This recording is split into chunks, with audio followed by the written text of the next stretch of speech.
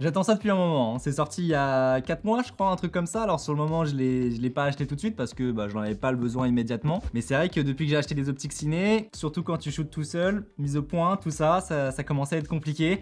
Et bah il y a que ce produit qui était la solution. Voilà, malheureusement, alors je sais pas si c'est le succès, je pense que c'est les deux, hein, le succès énorme que ça a eu, et puis surtout le fait que bah il y a eu des gros problèmes d'approvisionnement. C'était en rupture de stock, voilà. Et j'ai enfin réussi à en avoir un. DJI Focus Pro Bundle. Tu as vu la taille, alors je sais pas du tout pourquoi c'est aussi gros. Comme tu peux voir, j'ai commandé sur IPLN. IPLN qui est le magasin physique et en ligne spécialisé dans tout ce qui est photo vidéo. Ils ont tout ce qu'il faut, tout ce dont tu auras besoin. Donc je mets bien sûr le lien dans la description. Et si tu souhaites soutenir mon travail, eh bien n'hésite pas à mettre le code créateur Lucas lorsque tu passes commande.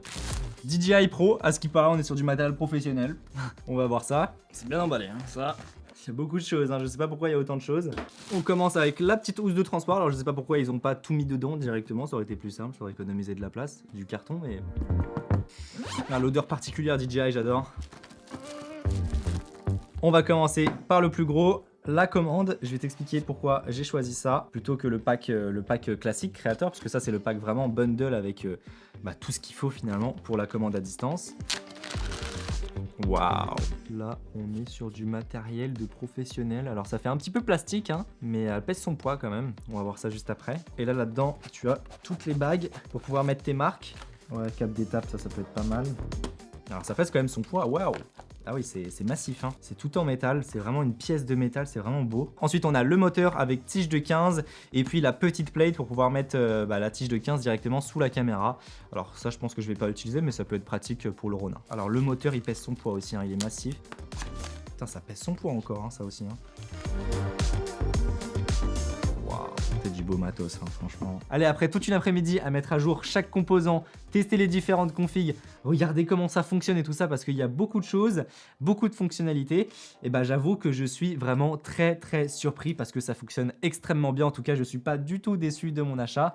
J'ai enfin de l'autofocus avec des optiques manuelles, que ce soit avec une FX3, avec une RED et tout ça, c'est vraiment impressionnant, tu vas voir ça. Et j'ai même l'impression que c'est meilleur que l'autofocus de ma FX3. Et pour le coup, c'est vraiment pas une blague. En plus, j'imagine que sur le long terme, on va avoir des mises à jour. En tout cas, j'espère, hein. On est quand même sur la série DJI Pro, on n'est pas sur l'entrée de gamme. Bref, c'est livré dans une super belle housse de transport. C'est bien mieux fini que celle du Ronin. Tu pourras tout mettre à l'intérieur, en plus de 3 moteurs et une batterie supplémentaire. Alors les batteries, justement, c'est les batteries standards que l'on a sur les Ronin, pas sur les Ronin Pro, puisque les Ronin Pro ont une plus grosse batterie. C'est vraiment les plus petites batteries qu'on a sur les RS4, RS3 et tout ça. On va commencer par monter une petite config sur ma FX3. Ma FX3, elle est avec la cage Small Rig, et en objectif, ici, j'ai les Nisi Athena. J'ai le 25 mm qui est monté. Première étape, je vais venir fixer ma petite top handle.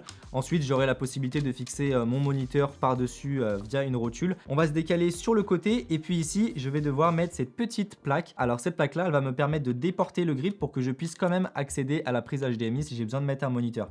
Parce que si je mettais directement le grip, on peut, hein, on a le Rainato et tout ça. Ici, eh bien, le HDMI serait plus accessible. Je vais prendre une petite vis Kodak pour pouvoir verrouiller le rail sur ma cage. Il me semble qu'il y en a qui sont livrés avec, moi j'utilise les miennes. Une fois que j'ai fait ça, je vais venir installer ma petite fixation de tige de 15 pour que je puisse installer le lidar et le moteur. Alors moi, j'utilise cette petite fixation de chez Tilta, voilà. T'es pas obligé de prendre ça, tu peux très bien prendre la petite plate qui est livrée avec pour pouvoir fixer ta tige de 15 sur le dessous.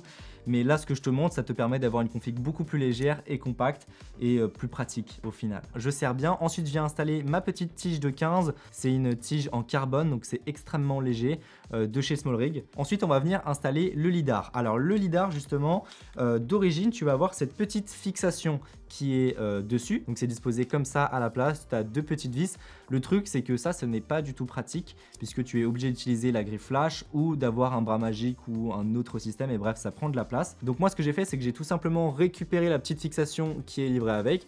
Donc tu vois, ça ressemble à ça, c'est un petit Rainato juste là. Donc je suis venu enlever la fixation d'origine, tu as 2 petites vis, il faut forcer un tout petit peu parce qu'on a du frein filet, c'est une espèce de colle pour éviter que ça se dévisse. Et puis bah maintenant tu peux glisser directement ton lidar sur la tige. Donc le moteur, je viens le mettre directement sur ma bague de mise au point. Une fois que ça c'est fait, eh bien il ne reste pas grand chose à faire, on va mettre le grip en position.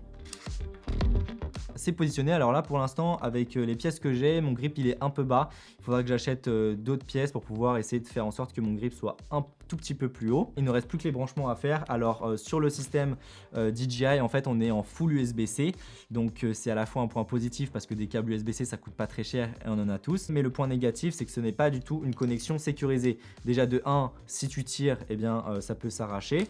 Dans le professionnel on utilise du LEMO, donc c'est une connectique qui est sécurisée, et puis en plus c'est une connectique qui est pas très solide, donc si tu fais attention il n'y a pas de problème, mais quand tu es en équipe ou s'il y a un problème et tout ça ou que tu es maladroit, eh bien ça peut péter. Moi ce que je te conseille c'est d'investir dans ce genre de petits connecteurs coudés et magnétiques, comme tu peux le voir, hop ça s'enlève, ce qui fait que ça va te permettre de faire un câblage qui est beaucoup plus propre pour éviter de donner un coup de dent, et puis si jamais tu donnes un coup de dent, eh bien boum, comme c'est magnétique, eh bien ça s'enlève. On va venir brancher un câble qui va du lidar. Alors on a 2 prises USB-C, il faut le mettre sur le petit logo Wi-Fi, et moi ce que je vais faire c'est qu'en fait tu vois j'ai 2 petits connecteurs USB-C coudés pour faire tout simplement un U, et donc ça va venir se mettre comme ça derrière le lidar, et comme ça tu vois je risque pas de donner un coup de dent, et si jamais je donne un coup de dent et bien hop ça s'enlève. À l'arrière du grip tu vas avoir 2 prises USB-C, encore une fois tu as un logo avec lidar et moteur, et voilà c'est bon, c'est installé. Ça prend vraiment pas beaucoup de temps en fait, il faut juste que le lidar soit branché à la poignée, et pareil pour le moteur. Et puis après si jamais tu as besoin de tenir longtemps sur batterie,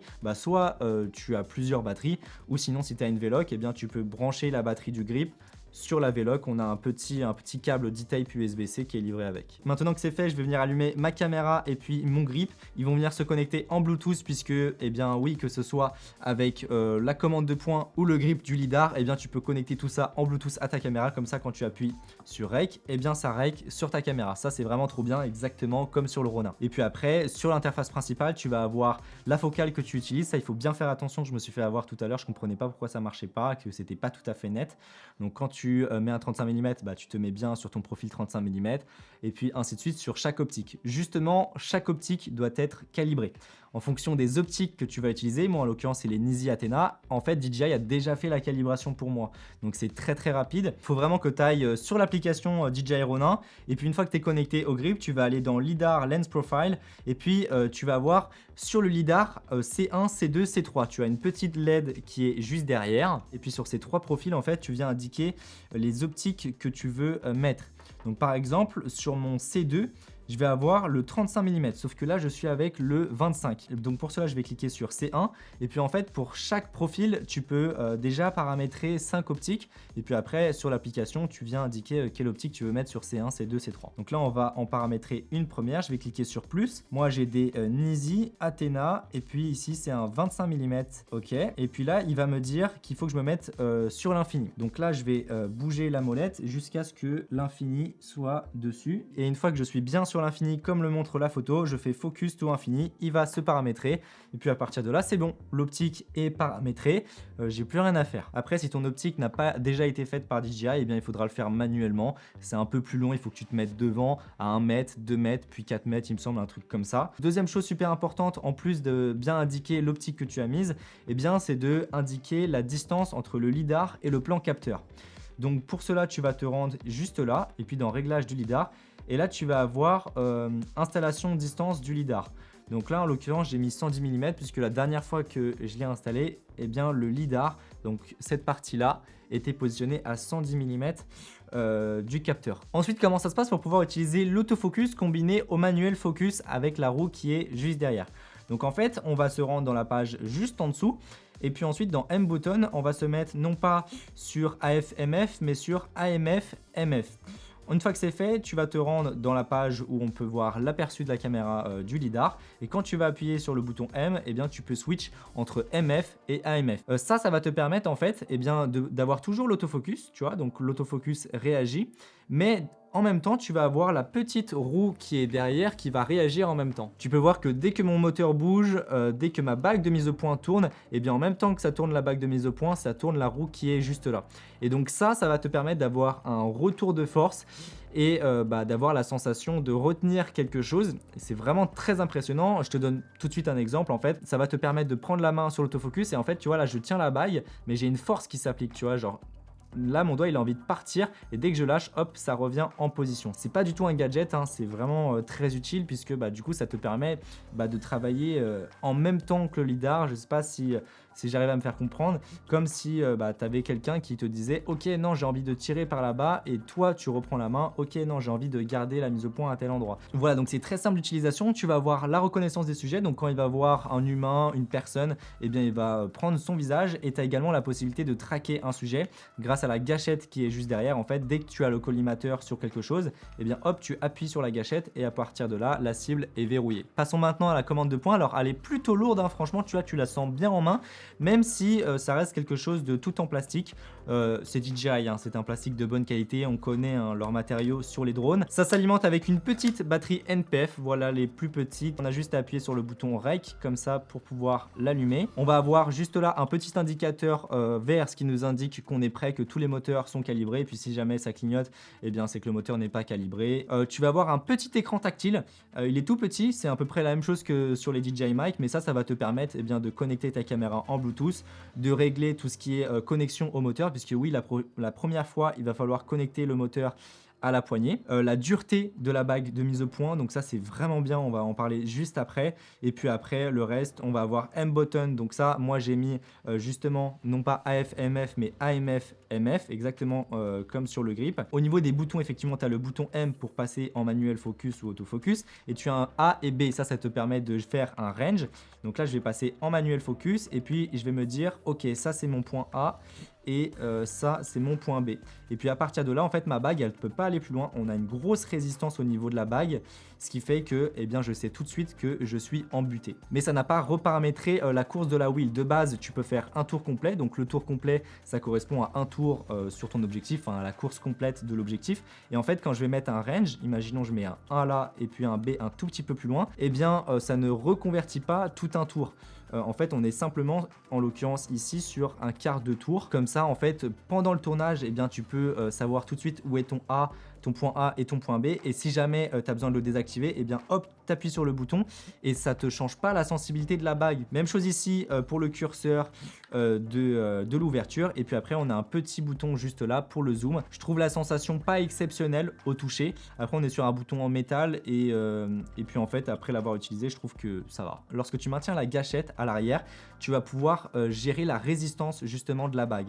Donc tu peux soit la mettre sur 0 et comme tu peux le voir ici la bague elle est vraiment très fluide, ou sinon au contraire la mettre à 100%. Et ce qui est marrant c'est que quand tu règles la dureté, et bien en fait tu as une sensation de cran, tu as un retour haptique. Tu vois, on entend le retour haptique, l'écran. Voilà, c'est pas plus compliqué que ça. Et en fait, pour moi, le kit Creator de base, donc juste avec le lidar et la poignée, ça suffira à la plupart des personnes. Mais pour moi, le kit prend tout son sens lorsque tu as tout l'écosystème de chez DJI. Alors, l'écran, c'est encore quelque chose de plus avec tout ce qui est transmission. Mais déjà, tout ce qui est commande de points, eh bien, en fait, ça va te permettre de travailler main dans la main avec ton opérateur caméra. Et on a tous les deux un retour de force dans la bague. Donc, quand j'active l'autofocus en appuyant sur M, eh bien, comme tu peux le voir, ma bague, elle tourne en temps réel.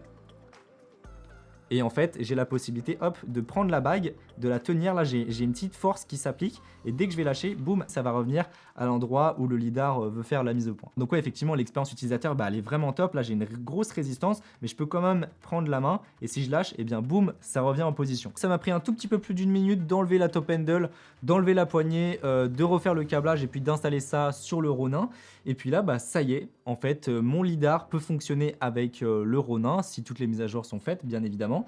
Là, derrière, avec la petite molette du Ronin, eh bien, je peux gérer mon moteur de mise au point. Et puis, si je veux passer en autofocus, ça ne se fait pas sur le Ronin, mais ça se fait directement sur le lidar. Il faut appuyer sur AF. Et puis, à partir de là, la petite LED passe en vert, ce qui fait que j'ai l'autofocus.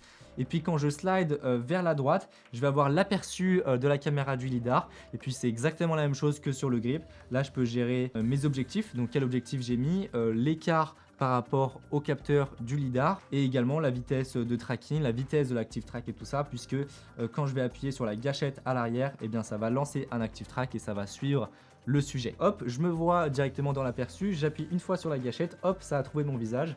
Et puis maintenant, hop, la nacelle va me suivre. Alors là, je l'ai mis en mode slow. Voilà, on est parti pour le test du système lidar de chez DJI. Alors là, je filme à l'iPhone. Je t'avoue que le test, ça va principalement être orienté sur est-ce que ça marche, comment ça se passe en termes de transition, comment ça se passe en basse luminosité, les bascules de points et tout ça. J'ai fait pas mal de trucs aujourd'hui. J'ai pas encore fait des grosses sessions de tournage. Forcément, là, ça va être un retour à chaud. Après, pas mal d'expériences de tournage en manuel focus, etc. Et puis maintenant, avec le lidar, qu'est-ce que ça donne? Alors du coup, là, je l'ai installé sur le Ronin. Je vais te dire qu'est-ce que j'en pense aussi par rapport à tout ce qui est Active Track. Tout est bon. Au niveau du vitesse de Active Track, je suis en médium. Comme il veut, tu vois, là, il devrait être en avance par rapport à moi. Alors que là, c'est pas du tout le cas. Là, je suis dans le premier tiers alors que ma tête, elle regarde par là-bas. Il est vraiment lent par rapport à ça. Mais sinon, le suivi est vraiment smooth. Il est très smooth, mais c'est vrai qu'il cadre mal. Après, je pense que ça doit être quand même une aide puisque tu peux aussi utiliser le Ronin en même temps et l'aider aussi un petit peu. Donc là, maintenant, je vais le mettre en fast. On va voir ce que ça donne. J'ai l'impression que c'est un peu mieux. Il est un peu plus en avance. Voilà, clairement, il est beaucoup plus en avance. Et après, tu peux lui dire si tu veux, mais le problème c'est que c'est un peu trop rapide. Ce serait bien qu'il y ait un entre-deux. Là, il me cadre plutôt bien, mais par contre, il est trop rapide, il est trop, tu vois, il donne un peu trop d'à-coups puisqu'il est en mode fast. Donc ça, c'est un petit peu dommage. Si je le mets, tu peux bloquer le tilt. Donc là, je vais mettre uniquement pan follow dans l'active track. Et là, on va voir ce que ça donne si déjà c'est un peu plus.